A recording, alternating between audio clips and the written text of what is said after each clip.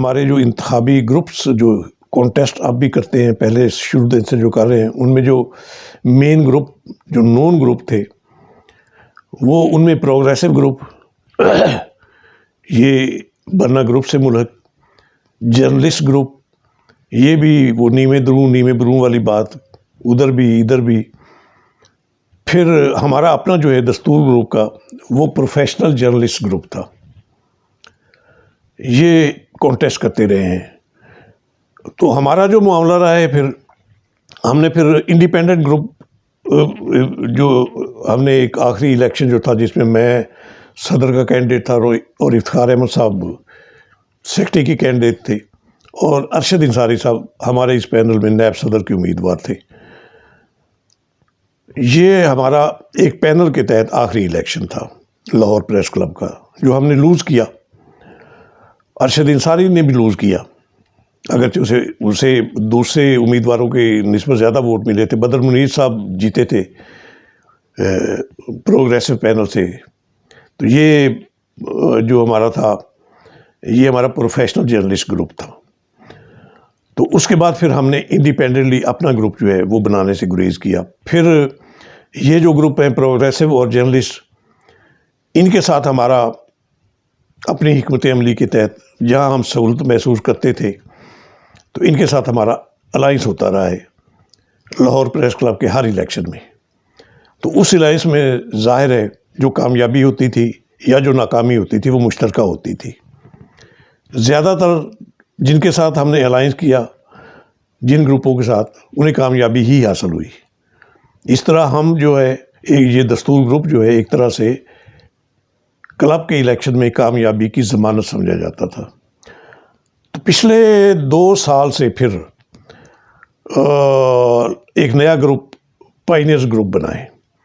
یہ خالصتاً دستور گروپ نے بنایا ہے، اگرچہ اس میں دوسرے گروپوں کے لوگ بھی شامل ہیں، لیکن سابق صدر پی ایف یو جے خواجہ فرق سعید صاحب مرحوم اب وہ ہمارے درمیان نہیں ہیں، تو ان کی کوشش سے یہ گروپ بنا اور دوسرے گروپوں نے اس کا ساتھ دیا. تو اس کا جو پہلا الیکشن پھر ہمارے جو کینڈیڈیٹ تھے، یہی ہمارے موجودہ صدر اعظم چودھری صاحب، ان کی قیادت میں پہلا الیکشن بھی ہم نے کانٹیسٹ کیا اور جیتا. اس کے بعد دوسرا الیکشن وہ تو باقاعدہ آپ یوں سمجھ لیجئے کہ وہ اس میں ٹوٹل میرا عمل دخل رہا ہے، کیونکہ مجھ پر دوستوں نے اعتماد کیا، میرے گروپ نے بھی، دوسرے جو گروپ تھے پائنیئرز کے ساتھ، انہوں نے اعتماد کیا اور مجھے اختیار دیا کہ پینل بھی میں خود بناؤں. تو اس کے لیے باقاعدہ میں نے سارے گروپوں کو اعتماد میں لیا اور میرے آفس میں ہی سارے دوست اکٹھے ہوئے اور وہاں پھر ہم نے ایک پینل تشکیل دیا، اور اس پینل کا پریس کلب میں آ کر اعلان بھی میں نے کیا تھا. پھر تو یہ پینل، اس نے بھی اللہ کے فضل سے کامیابی حاصل کی، لیکن وہ جو پیچھے سازشی عناصر ہوتے ہیں، انہوں نے اس بار کوشش کی اس پینل کو توڑنے کی. انہوں نے الیکشن کو متنازع بنایا،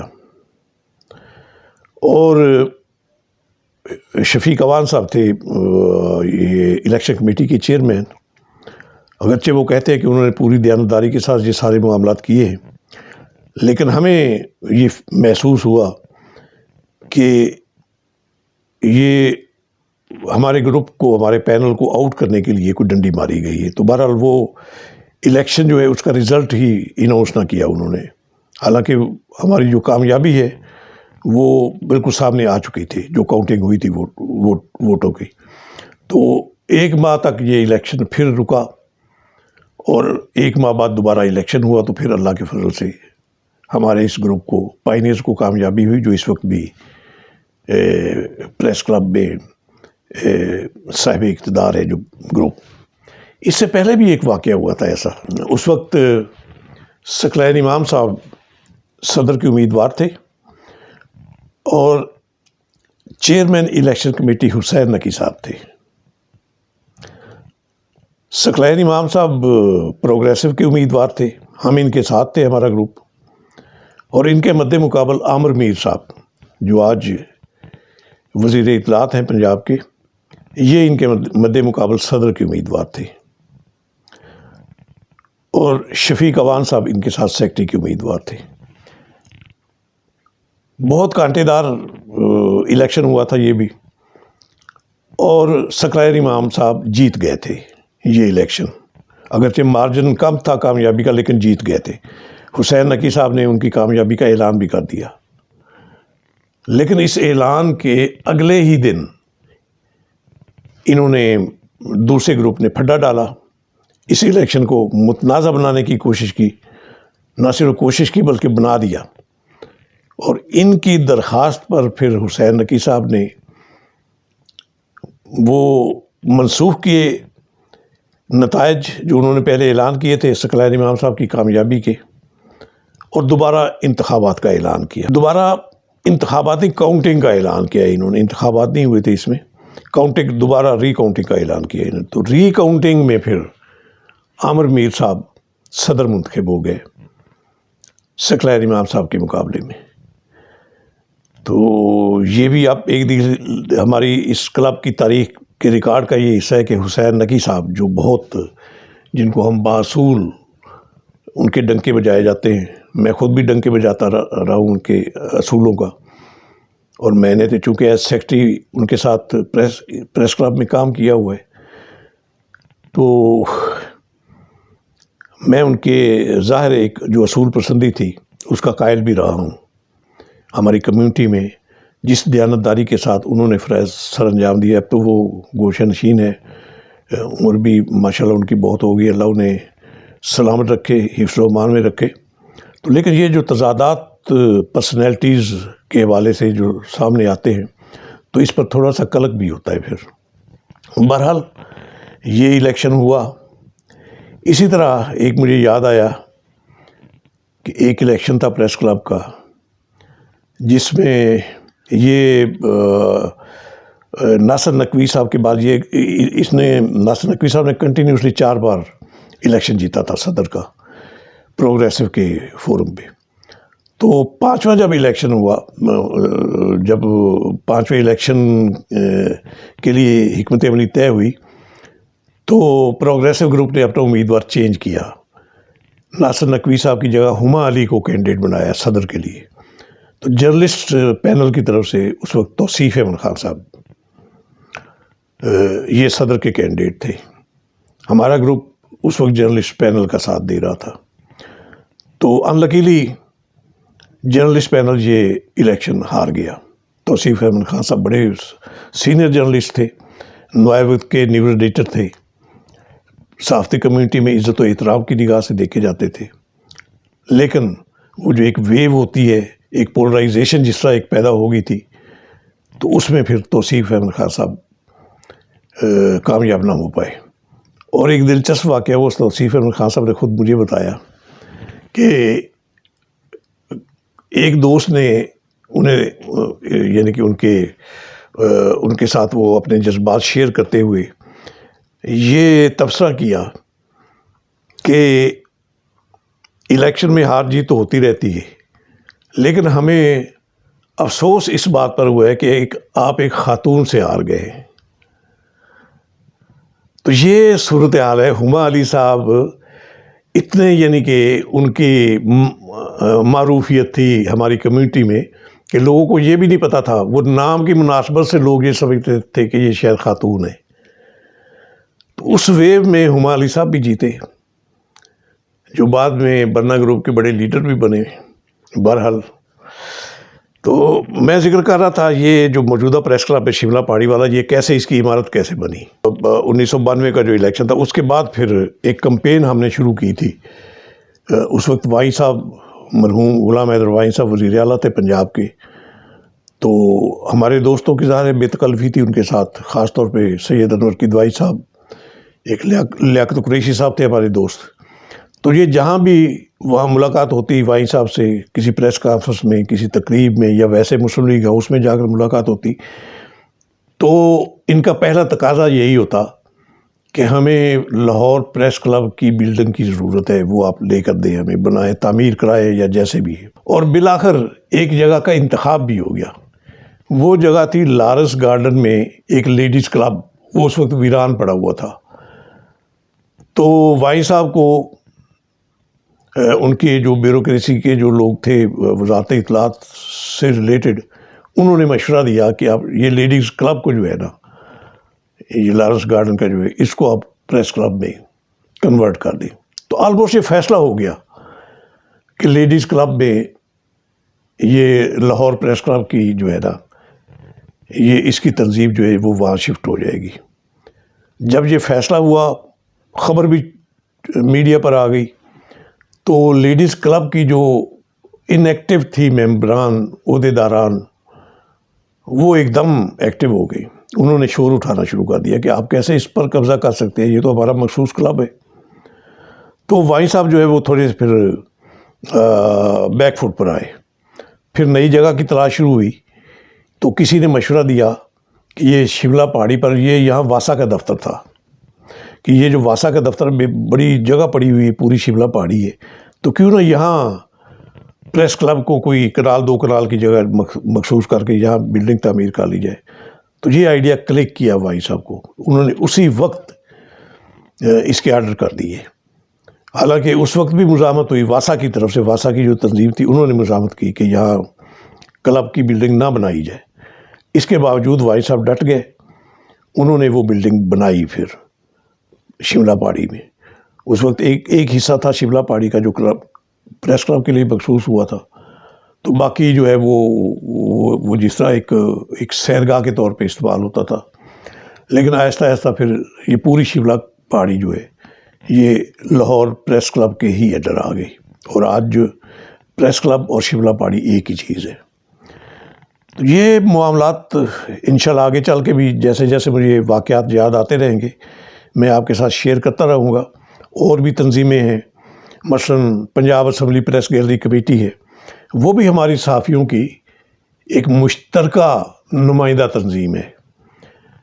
جو برنا گروپ، دستور گروپ یا اس سے پہلے رشید صدیقی گروپ، ان کے ساتھ کوئی اس کمیٹی کی جو ہے ان کے مفادات سے یہ بالا تر ہے یہ کمیٹی. یعنی ایک مشترکہ نمائندہ تنظیم press gallery, Punjab assembly press gallery committee. اور اس فورم پر صحافیوں کو درپیش جو مسائل ان کے جابز کے حوالے سے، ان کے پروفیشن کے حوالے سے، ان کی پیشہ ورانہ ذمہ داریوں کے حوالے سے جو بھی مسائل درپیش آتے، وہ اس کمیٹی کے ذریعے پنجاب اسمبلی کے جب بھی اجلاس ہوتا تو اس میں اٹھائے جاتے تھے اور سولو ہوتے تھے. یہ ایفیکٹو، یعنی کہ ایک پریس گیلری کمیٹی کا فورم جو ہے یہ صحافیوں کا ایک مربوط، منظم اور مضبوط فورم.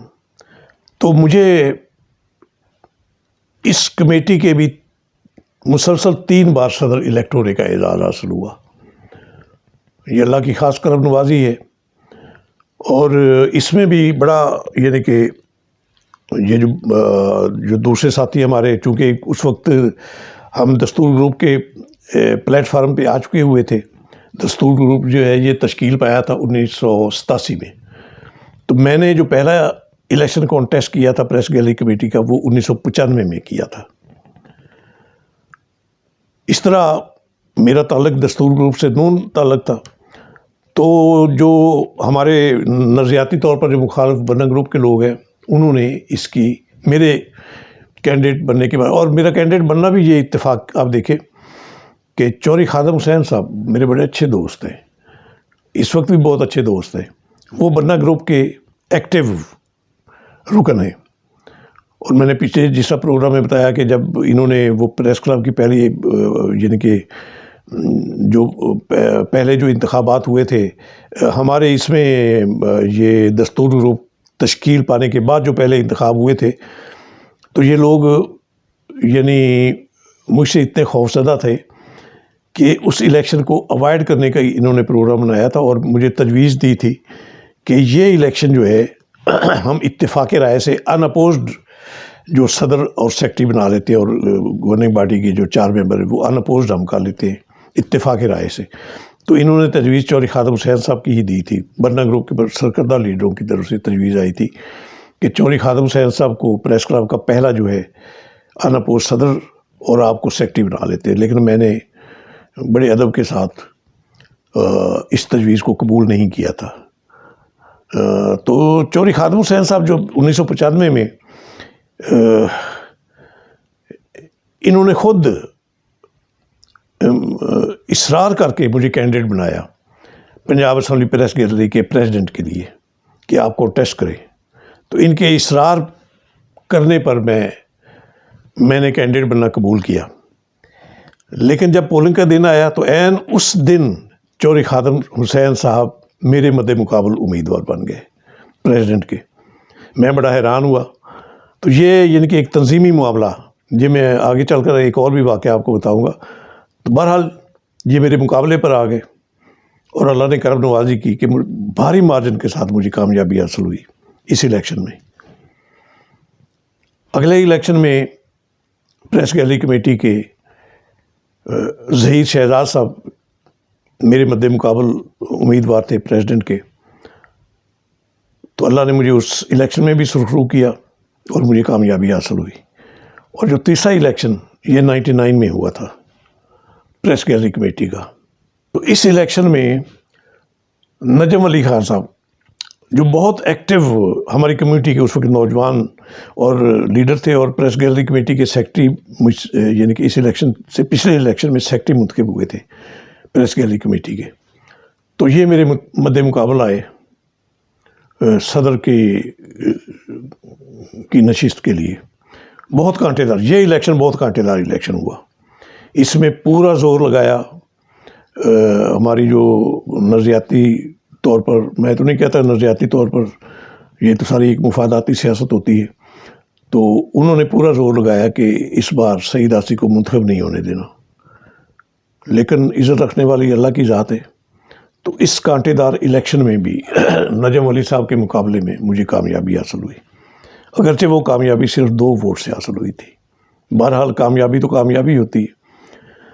اس کے بعد پھر آپ کو پتہ ہے جو افتاد ٹوٹی اس اسمبلی پر 1999 میں مشرف صاحب نے ٹوپل کیا اس حکومت کو، مسلم لیگ نون کی حکومت تھی، تو یہ حکومت ٹوپل ہوئی تو ایک غیر آئینی غیر جمہوری حکومت قائم ہوئی مشرف صاحب کی، تو یہ سارا اسمبلیاں بھی، یہ سسٹم بھی پیک اپ ہو گیا سارا، تو یہ پھر تعطل کا شکار رہے۔ پریس گیلری کمیٹی بھی ظاہر ہے تعطل کا شکار ہوئی۔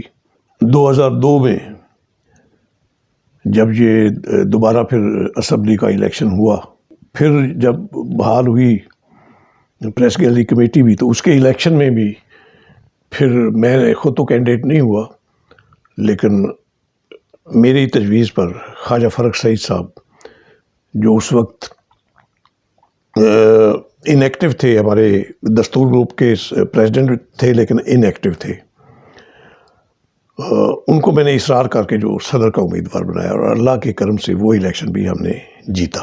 پریس گیلری کمیٹی، وہ جو میں نے کہا نا کہ ہم اپنے مسائل جو ہے بڑے مؤثر انداز سے اس میں رکھا کرتے تھے، تو جب میں صدر تھا تو حنیف رحمانی صاحب اسپیکر تھے پنجاب اسمبلی کے، تو ایک واقعہ ہوا اس وقت پی ٹی سی ایل کے آفس میں، وہاں کی جو مینجمنٹ ہے انہوں نے مس بیہیو کیا ہمارے ساتھیوں، سرمد بشیر صاحب نیشن کے جو چیف رپورٹر تھے اور ان کے ساتھی اشفاق صاحب، وہ کسی کام سے گئے تھے تو ان کے ساتھ مس بیہیو کیا گیا، وہاں باقاعدہ انہیں ٹارچر کا نشانہ بنایا گیا۔